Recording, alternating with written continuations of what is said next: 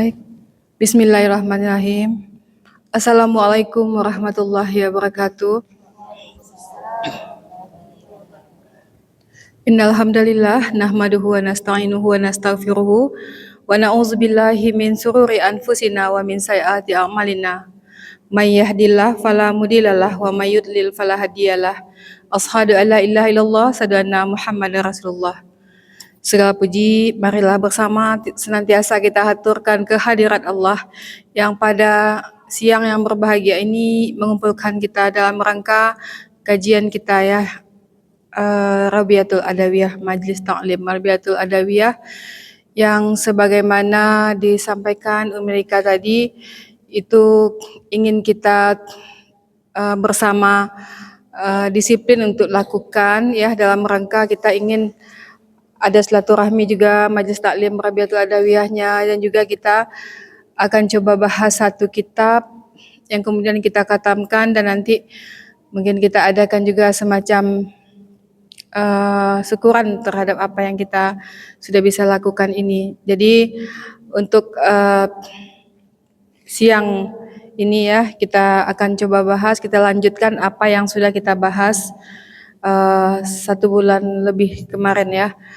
Salawat dan salam mari bersama juga kita haturkan kepada junjungan kita Nabi besar Muhammad sallallahu alaihi wasallam, yang merupakan suri teladan kita, yang merupakan uswah kita ya dalam menapaki kehidupan ini.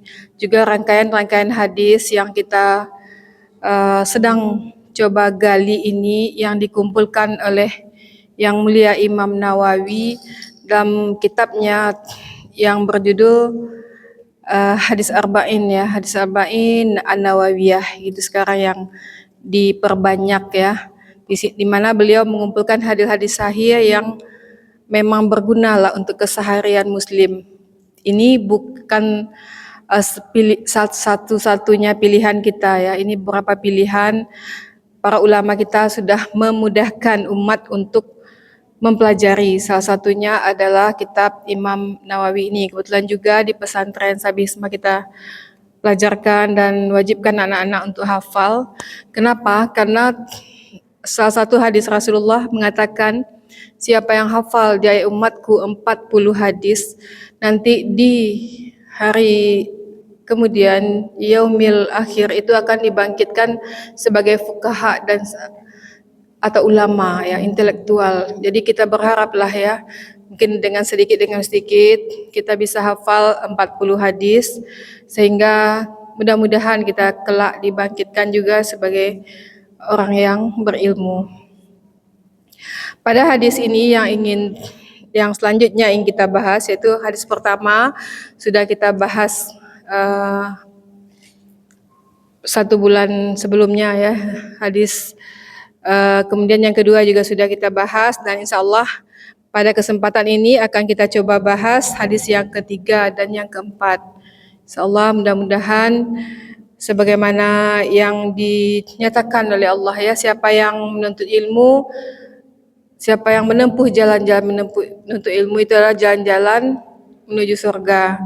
Jadi semoga apa yang kita lakukan, kita bersama lah ya, mungkin Mima atau Anda mohon maaf juga minta lebih ditinggikan pada kondisi ini, karena ingin ceramah kita ini bisa juga mungkin dibagikan di sekolah atau di mana. Dan mohon maaf juga kepada semua yang tawadhu di sini ya, mohon maaf. Ini semoga Allah memberikan lipatan-lipatan ganda pahala ya. Terus kesediaannya, semua langkah-langkahnya akan dihitung sebagai pahala-pahala yang luar biasa. Keinginannya untuk sampai di sini bisa bersama kita menggali ini akan menjadi kebahagiaan nanti bagi kita kelak ya. Karena kita walaupun oleh Allah sebagai wanita ada batasan gerak, tapi sebenarnya kita adalah tulang punggung suatu bangsa kan. Kalau runtuh akhlak wanita itu runtuh bangsanya. Jadi banyak hal yang bersandarkan kepada wanita. Nanti akan ada anak-anak, mungkin nanti akan ada suami yang juga walaupun mereka laki-laki ya, tapi adalah banyak peran uh, para wanita yang mempengaruhi pemikiran mereka, termasuk juga anak-anak kita. Jadi kalau kita baik, itu suatu bangsa itu akan baik. Tapi kalau kaum kita itu tidak berakhlak, tidak punya malu, ya, itu akan keruntuhan bangsanya. Baik, pada hadis yang ketiga ini kita coba masuk, ya. Itu juga Rasulullah sampaikan terkait hampir sama dengan redaksinya dengan hadis yang kedua. Kalau di hadis kedua itu Jibril yang datang dan bertanya kepada Rasulullah. Ketika Rasulullah sedang duduk dengan majelisnya, kemudian datang Jibril, ya. Kemudian bertanya, "Akhbirni anil Islam, akhbirni anil iman, akhbirni anil ihsan." Tapi pada hadis ini kita baca ini, ya, hadis yang ketiga, an Abi Abdurrahman Abdullah bin Umar bin Khattab radhiyallahu anhu maqala. Jadi ini dari Abi Abdurrahman Abdullah bin Umar bin Khattab. Jadi cucunya dari Umar bin Khattab, ya. Qala sami'tu, mendengar aku Rasulullah sallallahu alaihi wasallam yaqulu, bersabda, Bunyal Islam ala khamsin. Bangunan Islam terdiri atas 5. Bunyal Islam ala khamsin. Kalau yang di hadis kedua itu Jibril yang datang kepada Rasulullah dan bertanya, "Akbirni anil Islam." Tapi kalau di sini sami'tu Rasulullah sallallahu alaihi wasallam yaqulu, mendengar saya Rasulullah sallallahu alaihi wasallam bersabda, Bunyal Islam ala khamsin. Bangunan Islam itu ada 5 tonggaknya. Ya, jadi syahadati an la ilaha illallah, syahadat kepada Allah, kesaksian bahwa tidak ada Tuhan selain Allah. Jadi kalau kita lihat apa yang disabdakan Rasulullah ini, kalau kita anggap masjid kita ini bangunan Islam, itu bunyal Islam, bangunan Islam itu ala khamsin, 5, atas 5 tiang, 5 pilar. Kemudian yang pertamanya adalah syahadati an la ilaha illallah, bersaksi saya bahwa tidak ada Tuhan selain Allah, wa anna Muhammad Rasulullah, dan Nabi Muhammad adalah utusannya. Tidak ragu kita bahwa Allah itu satu, tidak ragu kita bahwa Rasulullah itu adalah utusan Allah. Kemudian wa iqamis shalah, mendirikan salat, ya. Wa itaiz zakat, dan membayarkan zakat. Wal hajja baitil, wasaumu Ramadan, dan berhaji, ya, berhaji ke rumah Allah, Baitullah, wasaumi Ramadan, puasa di bulan Ramadan. Ya, jadi kalau Islam itu adalah 5 pilarnya. Pertama, keyakinan kita bahwa bersaksi kita asyhadu alla ilaha illallah wa anna Muhammadar Rasulullah. Kemudian yang keduanya kita iqamis shalah, salat yang kita dirikan, ya. Jadi kalau kita bayangkan hanya kata-kata syahadat saja, ikrar saja, itu sudah menjadi hal yang pertama dalam Islam. Jadi kita tidak bisa dalam Islam ini tidak punya prinsip, ya, akidah, akad kita, janji kita. Yang pertama itu syahadat kita, ya. Kemudian bahkan syahadat inilah yang kemudian menjadi gerak kita, yang menjadi selanjutnya semangat kita, motivasi kita, utama kita dalam melakukan hal-hal yang lain ini. Kemudian kita yang kedua salat. Jadi kalau kita lihat, ya, 5 bangunan Islam, tidak boleh kita mengabaikan salah satunya. Dan itulah yang membuat umat Islam itu berjaya, umat Islam itu unggul. Tapi kalau kita misalkan bersyahadat saya bisa, iqamis shalah saya bisa, kemudian saum Ramadan saya bisa, apakah itaiz zakat, membayar zakat saya bisa, langsung kita mundur. Itu 3 pilar kita. Kemudian kita wal hajjil baiti, saya rasa tidak bisa juga. Kalau dari awal kita canangkan itu berarti 3 pilar agama kita, tentu tidak bisa, kan? Jadi ini semua menjadi semangat bagi kita. Bahkan ulama ini, ya, mungkin sebelumnya sudah Anda sampaikan juga, kenapa kita bisa punya pengairan yang bagus? Kenapa? Karena ikamis salat. Ketika kita ikamis salat, kita harus berwudu. Berwudu harus dengan apa? Dengan air yang suci. Bagaimana menemukan air yang suci? Akan lahirlah pengairan-pengairan yang baik. Karena orang Islam dengan itu termotivasi. Saya harus punya air yang banyak, saya harus punya air yang suci. Bagaimana caranya? Dengan itu, walaupun Allah hanya menyuruh kita ikamis salat, tapi sebenarnya panjang kan tanya ke belakang yang menjadi motivasi kita menjadi hebat. Termasuk hal-hal yang lain. Ketika kita saum Ramadan, Allah menyuruh kita saum Ramadan. Kita lihat ya, kadang-kadang kita saja mungkin Anda mungkin belum bisa menjadi contoh untuk hal itu. Kita lihat kadang-kadang di dunia orang yang non muslim itu ya, itu kita lihat mereka kebablasan makan sampai lebih 100 kilo lebih. Kenapa? Subhanallah, agama kita ada puasa. Minimal 1 kali 1 tahun, 1 bulan kita puasa. Dengan itu kita nggak kebablasan sekali. Tapi kalau misalnya kita ada rezeki, kita bisa mengupayakan, kemudian tidak ada agama kita menghambat, kita makan saja, ya itu nauzubillah. Kemudian kalau kita ada lagi per minggunya Allah turunkan lagi. Kalau mau sunnah enggak, mau pahala lebih enggak? Ini ada Senin Kamis nih. Ini ada puasa tengah bulan ya, Ayyumul Bid ini. Kemudian ada lagi mau yang lebih enggak? Ada puasa Daud nih kata Rasulullah. Kan jadi agama kita betul-betul luar biasa dalam walaupun cuma 5 pilar ini, tapi pengembangannya akan luar biasa kalau kita hayati. Jauh menelusuri semua aspek kehidupan kita. Ya, bahkan ada di salah satu buku juga Anda pernah baca, bahkan kulit kita akan bersih ketika misalnya laki-laki ya katanya kan kita salat berjamaah. Itu kalau orang yang Islam itu tiap Jumat sunnah kita memotong kuku, memotong rambut atau memotong bulu-bulu dan segala macam, itu alangkah bersihnya. Ketika kita sholat berjamaah kita akan rukuk ya katanya, kita akan lihat kaki-kaki katanya kan, itu jadi motivasi juga untuk bersih. Ketika kita dengan komunitas kita yang berjamaah, kita tidak mau akan kelihatan kita punya kemalasan, tidak bersih dan segala macam.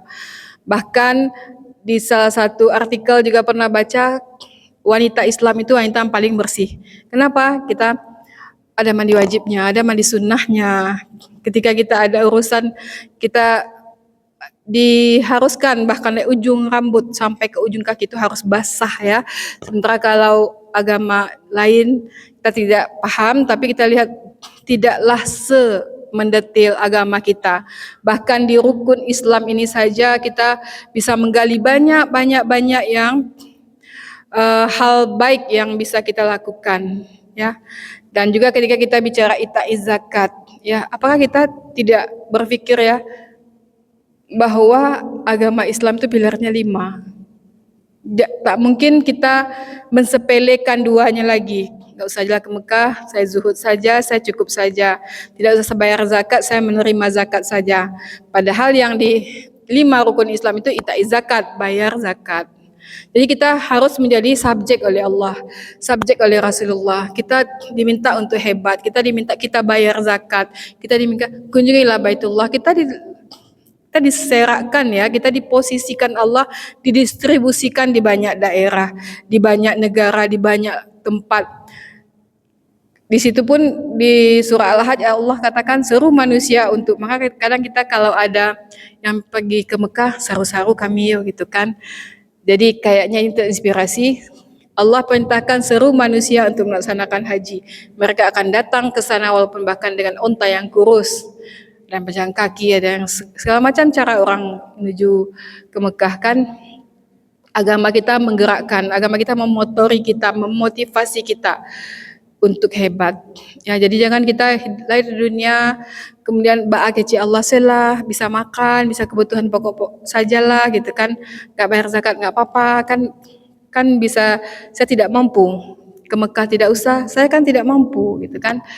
Karena Islam ada toleransinya, tapi sebenarnya kalau kita ambil positif, ini adalah tantangan juga bagi kita bahwa agama Islam itu pilarnya 5. Rasulullah berkata, bunyal Islam ala khamsin, bukan ala salasin, tapi ala khamsin. Semuanya penting. Gak mungkin kalau tonggak itu akan kokoh dengan 5, kemudian kita jadikan saja 3, ya.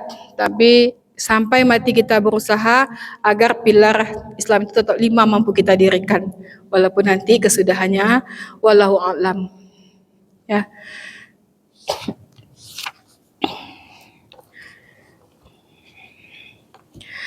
Dan hadis ini, Islam itu adalah agama yang akidah dan amal perbuatan. Kita tidak melaksanakan amal saja tanpa akidah atau keyakinan.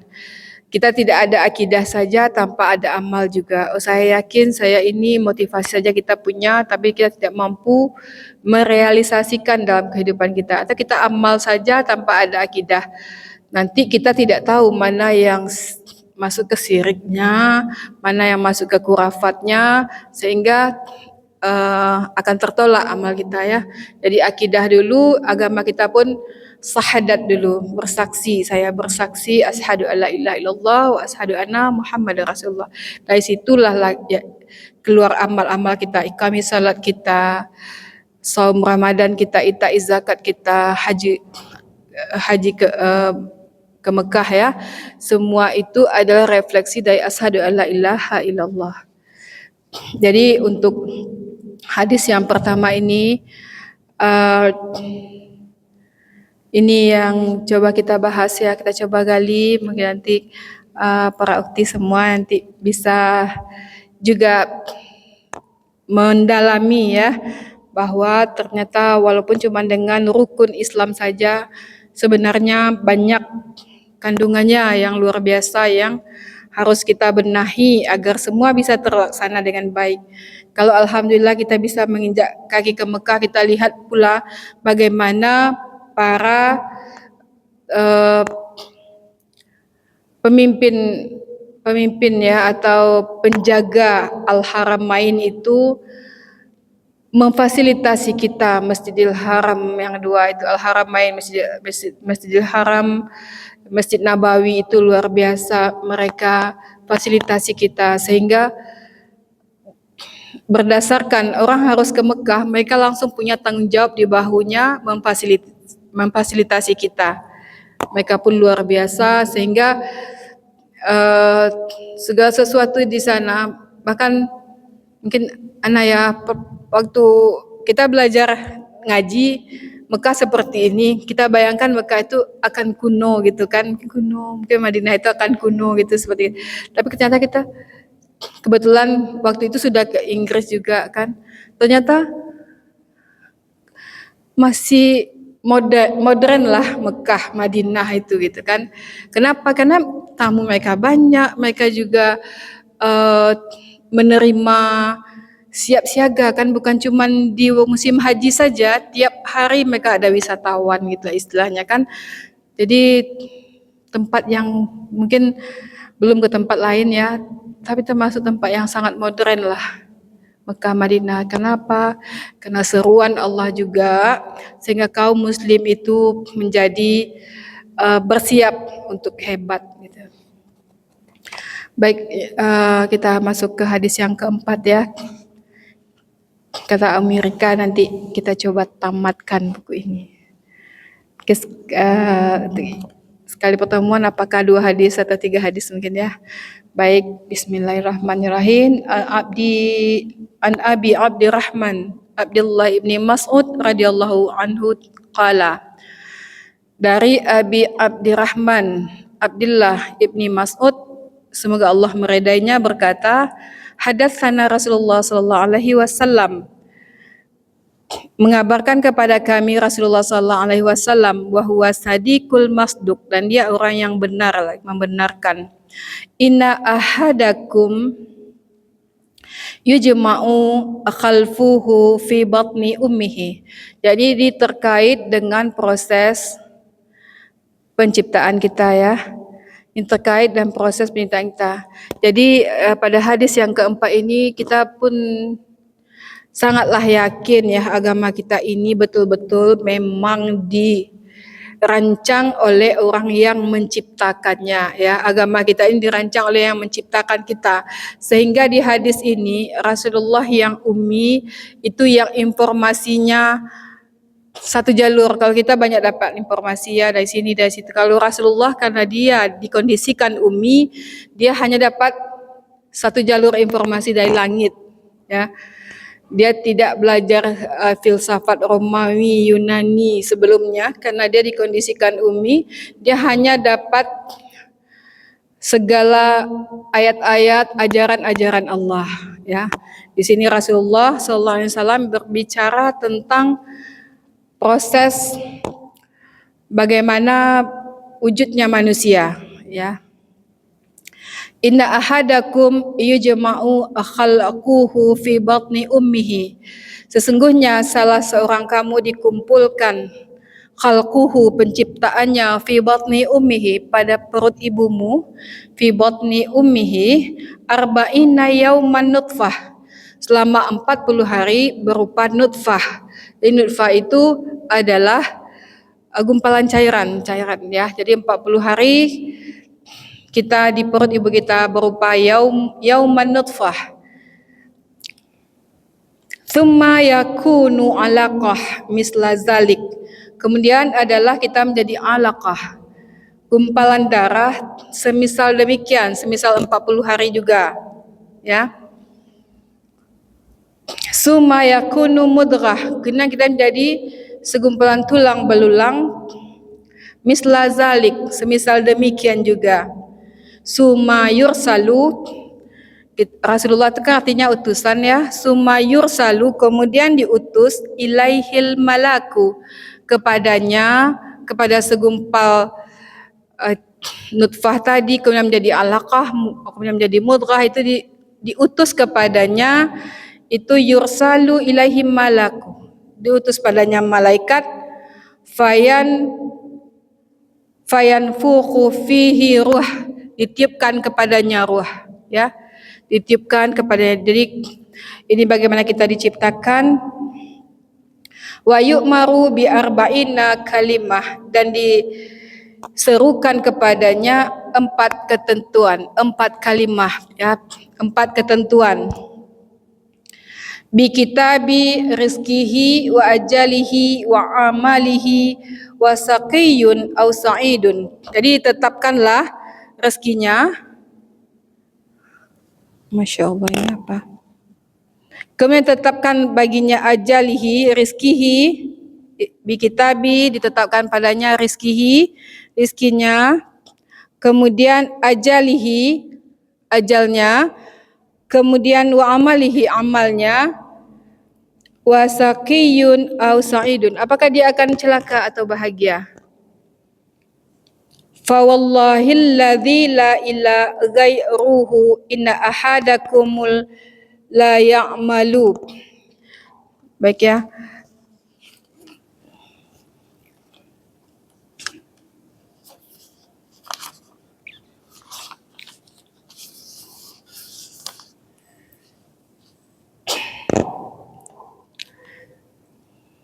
Ya, kemudian kepada kita ditetapkan 4 ketentuan ya, bagaimana rezeki kita, bagaimana ajal kita, kemudian bagaimana amal kita, bagaimana apakah kita akan celaka atau bahagia, ya.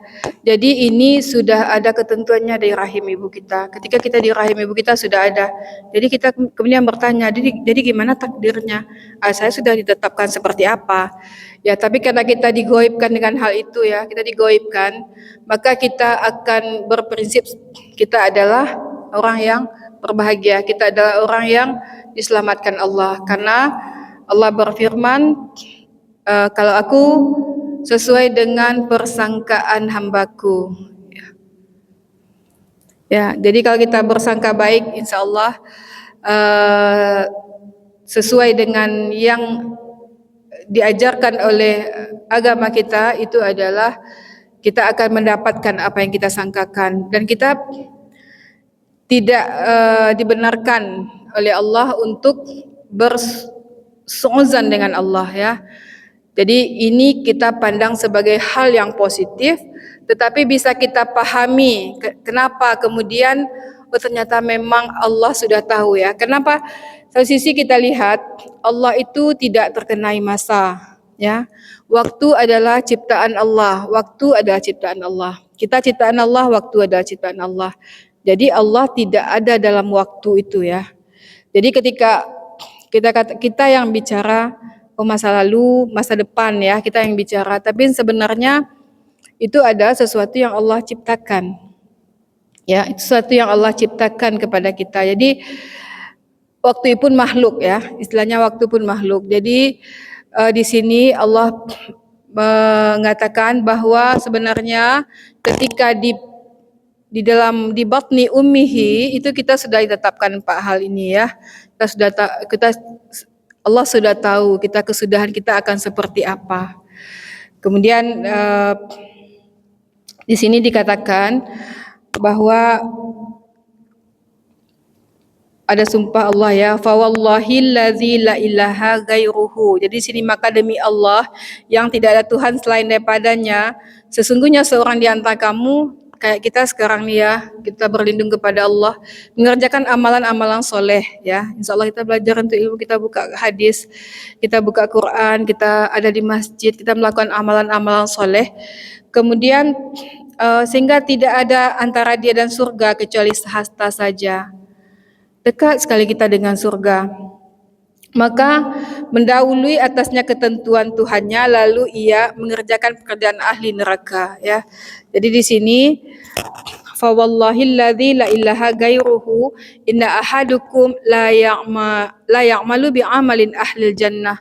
Kita sudah melakukan amal-amal ahli jannah hatta ma yakunu bainahu wa bainahuma, sehingga enggak ada jarak di antaranya dan di antara itu illa ziraun, satu hasta, fayasbiqu alaihil kitabu, tapi datang kepadanya ketetapan, fayamal bi amalin ahlin nar, mau di penghujung hidup kita ternyata melakukan amalan ahlin nar ya, fayadkuluha, maka kita masuklah ke dalamnya. Nauzubillah min zalik, summa nauzubillah. Jadi kita janganlah ya bersangka baik dengan kondisi mungkin kita sekarang alhamdulillah kita sudah soleh, sudah ada jamaah orang soleh, karena seperti yang disebutkan oleh hadis ini ternyata satu hasta dia sudah terlihat akan masuk surga, tapi pas di ujungnya itu dia terlakukan amalan ahli neraka, maka masuk kita ke ahli neraka. Nauzubillah min zalik.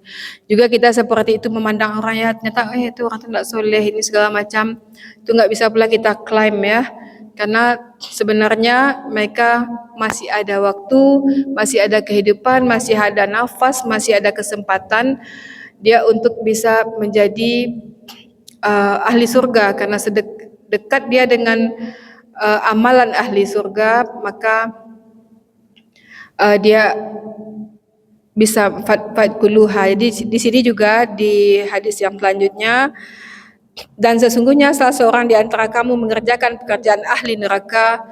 Sekarang kita lihat dia bergelimang pekerjaan ahli neraka, sehingga tak ada di antara dia dan neraka kecuali sehasta saja, maka didahului ketentuan Tuhan atasnya, lalu ia mengerjakan pekerjaan ahli surga, maka ia pun masuklah ke dalam surga. Fadkuluha, masuk juga dia ke dalam surga ya. Jadi ini membuat kita juga tidak sombong atau tidak berbangga ya. Alhamdulillah saya sudah ya. Kadang kita lihat banyak juga kan fenomena di sana. Kita lihat pertama dia soleh-soleh sudah aman, tapi ternyata misalnya buka hijab, buka jilbab, biasanya buka jilbab dan tidak sekedar buka jilbab langsung cemplung ke maksiat juga gitu kan. Tapi selagi dia masih ada waktu, mungkin masih ada kesempatan juga untuk dia kan. Kemudian juga yang kita lihat orang yang tidak soleh, tapi terakhir di penghujung dia soleh, dia bisa baik, dia bisa taubat, dia bisa berada di jalurnya. Itulah yang dikatakan hadis ini ya. Jadi pada hadis ini kita lihat Rasulullah bersabda bagaimana proses penciptaan kita. Rasulullah yang ummi yang hanya mendapat sumber informasi dari jalur langit saja, dari Allah saja, dari malaikat Jibril saja, itu sengaja dibikin seperti itu supaya Rasulullah itu tidak terkontaminasi oleh filsafat. Ya, yang waktu itu pun ketika Usaimah juga mengajarkan sejarah Islam ya, ada Romawi, ada Yunani juga, ada Cina juga yang berjaya, ada India, Hindustan juga yang berjaya, dan juga ada kerajaan-kerajaan besar. Tapi Rasulullah dibikin ummi dalam rangka Rasulullah hanya menyerap apa yang dari Allah saja. Rasulullah tahu tahap-tahap proses yang ada di perut ibu kita, bahwa kita ada nutfah, kemudian mudghah dan kemudian alaqah. Jadi kemudian ditiupkan, datanglah diutus malaikat kepada janin tersebut, ditiup ruh, kemudian ditetapkan 4 kalimat, 4 ketetapan ya. Itu rezekinya, ajalnya, amalnya, dan apakah dia bahagia atau celaka. Dan kemudian di situ juga dikatakan walaupun dia itu mengerjakan pekerjaan-pekerjaan ahli surga dan sudah sangat dekat dia dengan surga bahkan sejengkal ya, tapi pada akhir hidupnya terlakukan oleh dia amalan ahli neraka, maka masuk nerakalah dia, fatkuluha. Nauzubillah min zalik. Juga ada orang yang melakukan dia amalan-amalan ahli neraka, tapi satu jengkal ketika dia sudah mengakhiri hidupnya terlakukan oleh dia amal ahli surga, fatkuluha, dia berhak masuk surga. Jadi ini membuat kita semua punya kesempatan. Semua kita dibentang masih ada waktu, kita masih ada kesempatan. Istilah orang Minangnya, sampai anguk di tenggorokan lagi kan masih ada kesempatan. Semua orang bisa baik, semua orang punya kesempatan baik karena Allah memastikan ketentuannya itu ketika sudah sampai ajal, habis waktu kita ujianlah selesai. Istilahnya kita kan itu kan ujianlah selesai, ternyata masih bobrok, berarti tak becus lah hidup kita. Tapi kita hidup di dunia ini kan untuk kita ujian ya, kita diuji oleh Allah lagi, apakah kita bisa tauhid kita bagus sebagaimana janji Nabi Adam ya, dilemparkan kita ke bumi untuk diuji. Siapa yang sebenar-benarnya akan balik ke akhirat dengan sebaik-baiknya, siapa yang gagal, memang gagal berarti tetap mengikuti hasutan syaitan, iblis ya. Dan kalau kita lihat taubatnya Nabi Adam dikabulkan oleh Allah, tapi tetap harus diuji untuk keturunannya. Kita inilah yang sedang diuji. Fase kita ketika kita hidup ini, itulah kita sedang diuji. Apakah kita mampu melewati semua ini dengan sebaik-baiknya atau tidak? Apakah kita memenuhi hasutan yang telah menipu ya Nabi Adam alaihissalam, dan kemudian kita dengan itu, alasan itu dia dilemparkan ke dunia untuk seluruh keturunan harus diuji dulu baru bisa masuk surga. Kitalah pada fase ini yang mendapat kesempatan ujian ya, sampai nanti malaikat maut mengambil nyawa kita dan kemudian selesai ujian kita. Jadi mari bersama kita untuk saling mengingatkan ya. Ini pada hadis ini dapat kita lihat ya bahwa Allah Ta'ala sudah mengetahui tentang keadaan makhluknya sebelum mereka diciptakan ya. Dan apa yang akan mereka alami termasuk masalah kebahagiaan dan kecelakaan. Kemudian tidak mungkin manusia di dunia ini memutuskan bahwa dirinya masuk surga. Awak laman masuk surga mah mungkin ya. Termasuk alhamdulillah awak dalam jamaah Islam, alhamdulillah kita dalam dunia pendidikan Islam, alhamdulillah rekan-rekan awak soleh-soleh semua gitu. Tapi amal perbuatan kita nanti itu yang menentukan. Akhir amal perbuatan kita itu nanti yang menentukan. Kemudian amal perbuatan dinilai di akhirnya. Maka hendaklah kita tidak terpedaya, tidak berpuas hati pada kondisi kita sekarang ini, tapi kita tambah, kita perbagus lagi sehingga kita tidak lalai ya. Jangan berpuas diri karena masih ada nafas, masih mungkin tergelincir sepertinya. Masih mungkin kita sekarang merasa di atas, tergelincir langsung masuk jurang kita. Nauzubillah min zalik. Kemudian Di sini dipaparkan juga di sarah penjelasan tentang hadis ini bahwa kita tenanglah dalam masalah rezeki kita, karena sebenarnya itu sudah ditetapkan. Tapi bukan berarti oh takdir saya sudah begini, rezeki saya hanya segitu. Itu bukan urusan kita untuk yang gaib seperti itu. Urusan kita tetap optimis, berusaha. Tapi kalau misalnya kita sudah ditentukan kadar kita sudah maksimal, rasanya sudah maksimal, ya sudah itulah yang harus kita lakukan, bukan perolehannya, karena perolehannya itu hak Allah untuk memberi kita, ya sudah ada ketentuan. Tapi Allah mengatakan Allah membuat segala sesuatu bisabab, dengan sebab. Kalau kita rajin, sunatullahnya kita akan berhasil. Kalau kita giat, sunatullahnya kita akan sukses. Itu sunatullahnya, ya. Kemudian kehidupan ada di tangan Allah, seorang tidak akan mati kecuali dia telah menyempurnakan umurnya. Jadi kita tahu juga kalau memang kita wafat itu berarti selesai sudah ujian kita. Masing-masing kita punya jadwal, ya. Selesai ujiannya. Kadang kita lihat saudara kita di Palestina dengan pandangan yang bagus, mungkin ya mereka dengan kondisi yang seperti itu dalam waktu yang pendek mereka membaguskan tauhid mereka hanya bicara Allah, ya. Tidak seperti kita, mungkin kita masih banyak pertimbangan-pertimbangan, tapi mereka tidak punya pertimbangan-pertimbangan. Mereka hanya berpikir bagaimana mereka bisa bertahan, ya, dengan segala kondisi mereka yang sudah sangat dikepung oleh, sudah sangat dibelenggu lah kalau kita lihat, ya, dari segala seginya. Ya, di sini juga dipaparkan bahwa Allah menjadikan kita bertahap-tahap di janin ibu kita itu bukan bermakna Allah tidak mampu menciptakan kita dalam satu kaligus. Itu adalah Allah menjadikan kita di dunia ini dalam rangkaian-rangkaian, ya, tahap-tahap yang harus kita pelajari, kita gali, yang jadi ilmu kedokterannya, ilmu kebidanan, coba pelajari. Ini ada sebab-asbabnya juga, ya.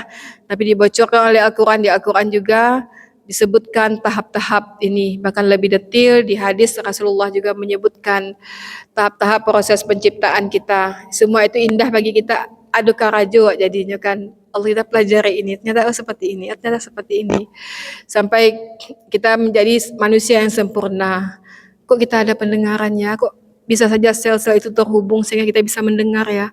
Kok bisa kita ada penciuman, ya, sel-sel itu terhubung sehingga kita tahu, oh ini wangi, ini tidak wangi, ini amis, ini kenapa lidah kita ada rasa, ya. Semua sebenarnya ajaib kalau kita pikirkan, tapi Allah Subhanahu wa taala mengkondisikan dalam rangka kita berpikir, kita dalam rentang dunia kita ini kita gunakanlah kognitif kita, daya pikir kita, bahwa ini banyak keajaiban sebenarnya yang Allah bentangkan, ya.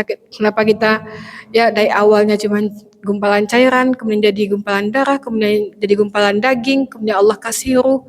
Kok bisa, ya? Semuanya sebenarnya kalau kita telusuri itu ajaib semuanya. Jadi untuk bahasan hadis ketiga,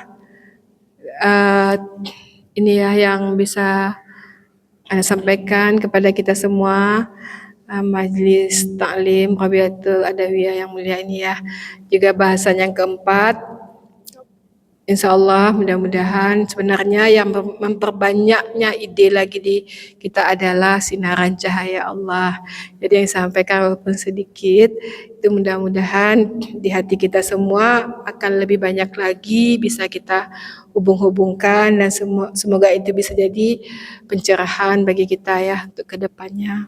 Mungkin ini saja yang bisa Anda sampaikan terkait hadis ketiga dan keempat. Semoga kita semua bisa memikirkanlah semua fenomena-fenomena ini, dan kemudian semua membuat kita tersungkur sujud bahwa Allah itu memang hebat. Allah Akbar. Billahi taufiq wal hidayah. Assalamualaikum warahmatullahi wabarakatuh. Serahkan ke Umi Rika lagi.